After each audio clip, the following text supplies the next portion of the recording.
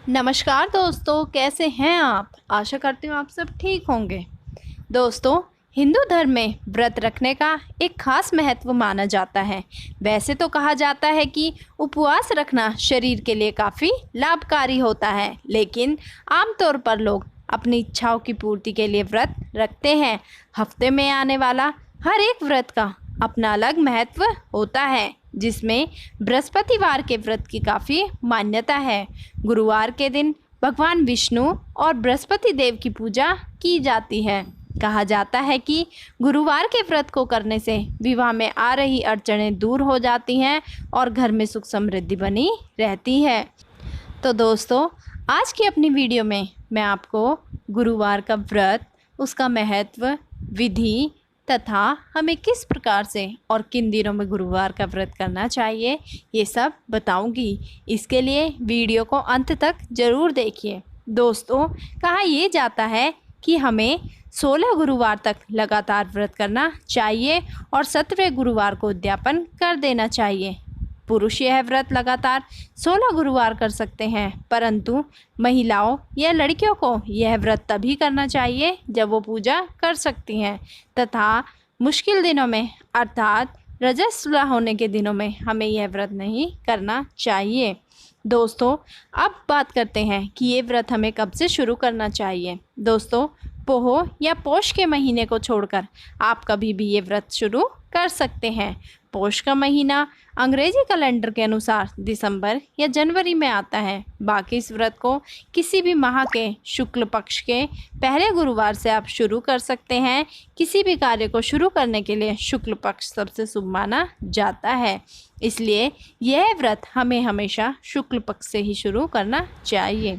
दोस्तों, बृहस्पतिवार की व्रत कथा और व्रत विधि कुछ इस प्रकार से है। इस व्रत को रखने के लिए चने की दाल, गुड़, हल्दी, थोड़े से केले, एक उपला, हवन सामग्री की ज़रूरत पड़ती है। इसी के साथ भगवान विष्णु की फ़ोटो भी होनी चाहिए।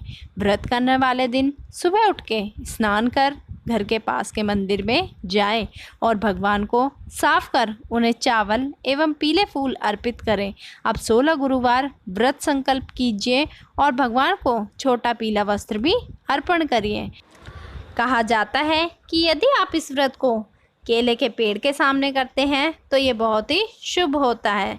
अब आप एक लोटे में जल रख लीजिए, उसमें थोड़ी हल्दी डालकर विष्णु भगवान या केले के पेड़ के सामने बैठ जाइए तथा केले की जड़ को स्नान कराइए। अब उस लोटे में गुड़ एवं चने की दाल डाल के रख लीजिए।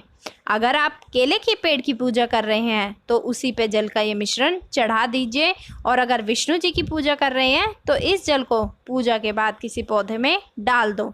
अब भगवान को हल्दी या चंदन से तिलक करिए।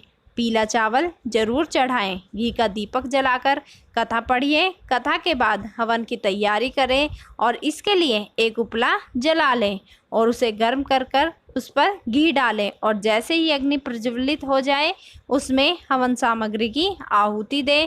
साथ में गुड़ एवं चने भी डालें। 5, 7 या 11 बार ओम गुरुवे नमः मंत्र का जाप करें और हवन पूरा करने के बाद भगवान विष्णु और बृहस्पति देव की आरती उतारें। दोस्तों, व्रत के अंत में आप उनसे क्षमा प्रार्थना करना ना भूलें। दोस्तों, ये तो थी इस व्रत को करने की विधि। अब मैं आपको इस व्रत से होने वाले लाभों के बारे में बताऊंगी। यह व्रत अत्यंत फलदायी है। गुरुवार को व्रत उपवास करके यह कथा पढ़ने से बृहस्पति देवता प्रसन्न होते हैं। अनुराधा नक्षत्र युक्त गुरुवार से व्रत आरंभ करके 7 गुरुवार या 16 गुरुवार उपवास करने से बृहस्पति ग्रह को हर पीड़ा से मुक्ति मिलती है। गुरुवार का व्रत श्रद्धा भक्ति भाव से करने पर व्यक्ति का गुरु ग्रह का दोष खत्म हो जाता है तथा गुरु कृपा बनी रहती है। इस दिन व्रत करने से व्यक्ति को सारे सुखों की प्राप्ति होती है।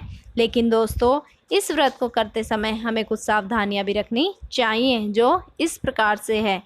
इस दिन व्रत करने वाले जातक को ना ही तो बाल कटाने चाहिए और ना ही उसे साबुन से स्नान करना चाहिए। इसके साथ साथ उसे दिन में केवल एक बार भोजन करना चाहिए और वो भी पीले रंग का ही करना चाहिए। इस दिन हमें किसी को अपशब्द नहीं बोलने चाहिए और ना ही अपने नाखूनों को काटना चाहिए। इसके साथ साथ व्रत रखने वाले जातक को उस दिन के साथ साथ बाकी दिनों में भी अपने से बड़ों का सम्मान करना चाहिए तथा किसी का दिल नहीं दुखाना चाहिए। दोस्तों, अब मैं आपको इस व्रत की कथा को सुनाऊंगी। प्राचीन समय की बात है, किसी राज्य में एक बड़ा प्रतापी एवं दानी राजा राज्य करता था। वह प्रत्येक गुरुवार को व्रत रखता तथा भूखे और गरीबों को दान देकर पुण्य प्राप्त करता था। परंतु यह बात उसकी रानी को बिल्कुल भी अच्छी नहीं लगती थी। वह न तो व्रत करती और न ही किसी को एक भी पैसा दान में देती थी और राजा को भी ऐसा करने से मना करती थी। एक समय की बात है, राजा शिकार खेलने को वन को चला गया। घर पर रानी और दासी थी। उसी समय गुरु बृहस्पति देव साधु का रूप धारण कर राजा के दरवाजे पर भिक्षा मांगने को आए। साधु ने जब रानी से भिक्षा मांगी तो वह कहने लगी, हे साधु महाराज, मैं इस दान और पुण्य से तंग आ गई हूँ। आप कोई ऐसा उपाय बताएं जिससे कि ये सारा धन नष्ट हो जाए और मैं आराम से रह सकूं।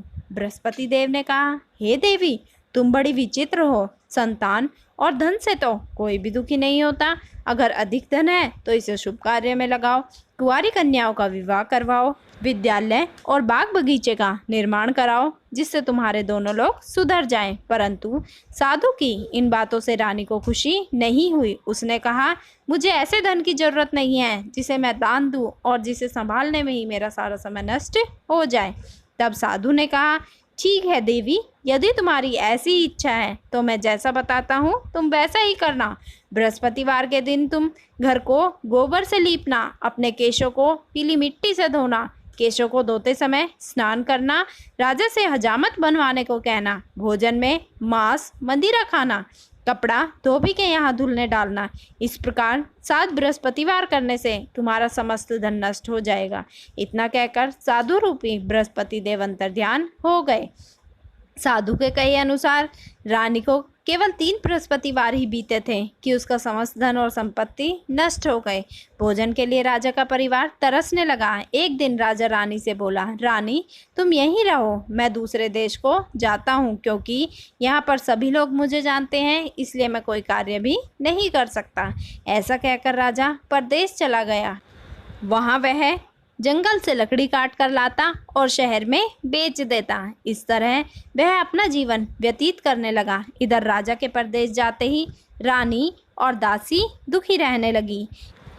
एक दिन जब रानी और दासी को 7 दिन तक बिना भोजन के रहना पड़ा तो रानी ने अपनी दासी से कहा, हे दासी, पास ही के नगर में मेरी बहन रहती है, वह बड़ी धनवान है, तू उसके पास जा और कुछ ले आ ताकि थोड़ा बहुत गुजर बसर हो जाए।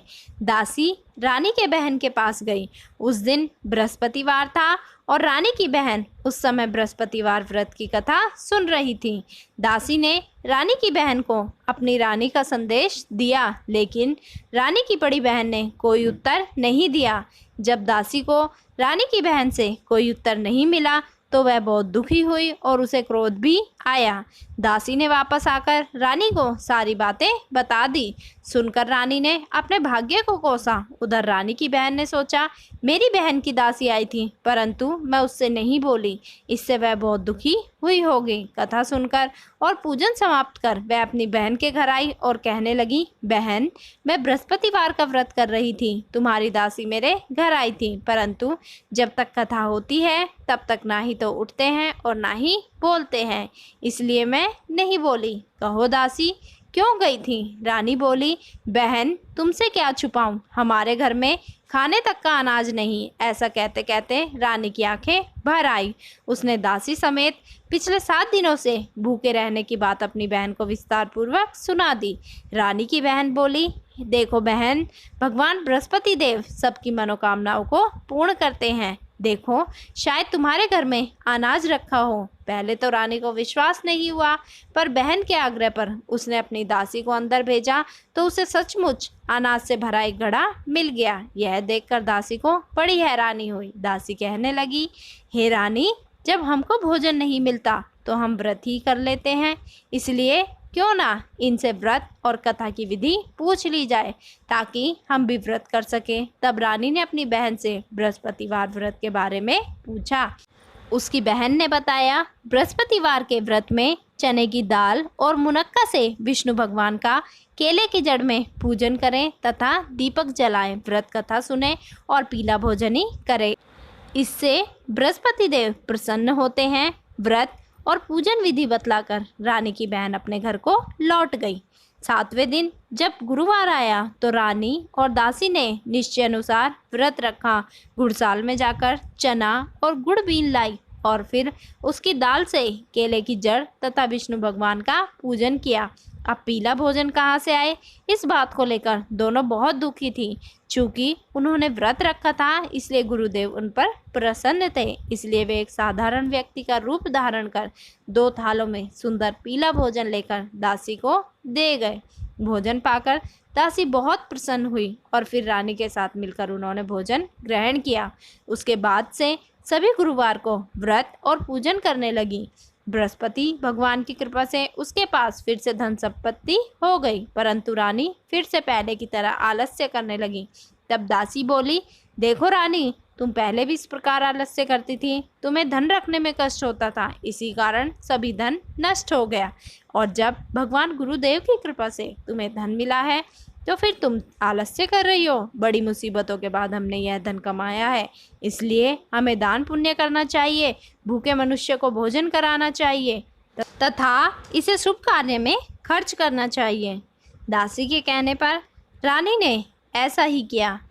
जब राजा वापस आया तो उसने देखा कि उसके राज्य में जैसे पहले उसके पास धन और संपत्ति थी फिर से ऐसी ही है तथा रानी खुशी से उसका इंतजार कर रही थी। जब वो रानी के पास आया तो बड़ा ही क्रोधित हुआ और उसने रानी से पूछा, हे रानी, तुम्हारे पास यह सब कैसे आया, मुझे बतलाओ, क्या तुम्हारे मन में कोई पाप तो नहीं है? तब रानी ने उसे बृहस्पति देव की कृपा और व्रत के बारे में बताया कि कौन सा व्रत रखने से उसे यह सब मिला तथा भगवान की कृपा उस पर हुई। बस फिर क्या था, उसके बाद से राजा और रानी दोनों मिलकर अपना धन शुभ कार्यों में खर्च करने लगे तथा रानी ने आलस्य को पूरी तरह छोड़ दिया। राजा और रानी तथा उसकी दासियां और पूरी प्रजा एक साथ व्रत करते तथा बृहस्पति देव की कृपा और आशीर्वाद पाते, जिससे पूरे नगर में उनका यश फैल गया। दोस्तों, इस प्रकार से अगर हम भी गुरुवार का व्रत रखते हैं तथा व्रत रखने के साथ साथ गुरु भगवान की आरती कर उन्हें प्रसन्न करते हैं तो हमारे घरों में भी ऐसे सुख और शांति बनी रहती है। आशा करती हूँ आपको मेरी वीडियो पसंद आई होगी, तो इसे लाइक करें, शेयर करें, मेरे चैनल को सब्सक्राइब करें और हाँ, न्यू नोटिफिकेशन के लिए बेल आइकन को दबाना ना भूलें। Thanks for watching.